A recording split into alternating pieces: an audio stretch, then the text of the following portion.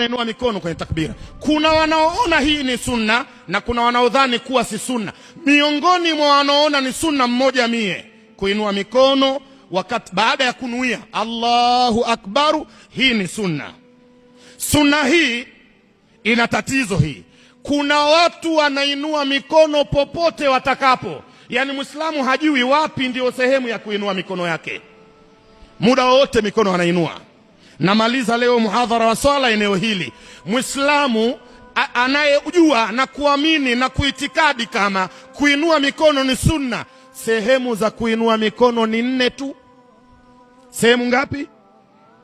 Tujue hayo kwa sababu haruhusiwi Muislamu kujitungia mwenyewe. Yako mambo mengi watu wamejitungia wenyewe wala hayamo kabisa, lakini mtu katunga mwenyewe namna ya kuabudu.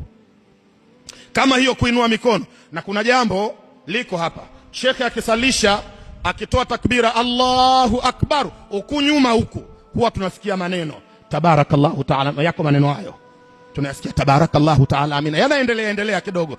Hii ni ule utaratibu wa kutunga. Habari ya kuwa kuna tabarakallahu baada ya takbira, hii haina kwao. Mtume kasema innama ju'ila al-imamu liutamma bihi fa idha kabbara fakabiru. Imamu amewekwa mbele yenu ili mumfuate. Akitoa takbira tu na nyie fanyeni vipi?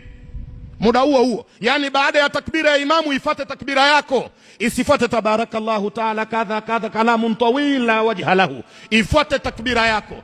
Kuinua mikono sehemu ngapi? Sehemu 4. Sehemu ya kwanza wakati wa takbiratul ihrami. Ile takbira baada ya kunuia ya kwanza ile Allahu Akbaru, hapo ndo mahala pa kwanza pa kuinua mikono, ni sunna. Tunaelewana? Sehemu ya pili inda rukui, ni wakati wa kurukui. Ushasoma suratul Fatiha, sura nyingine, si unakwenda rukui, ni sunna kuinua mikono Allahu Akbar ukarukui. Mnanielewa? Sehemu ya tatu inda rafi min arrukui, ni ule wakati wa kunyenyuka kutoka kwenye kurukui. Unapoinuka kwenye rukui unainua mikono, unakuja za kuitidali, ni sehemu ya tatu. Sehemu ya 4 na ya mwisho inda alqiyami min at-tashahhud al-awwal, ni wakati wa kunyenyuka kutoka tahiyatu ya kwanza.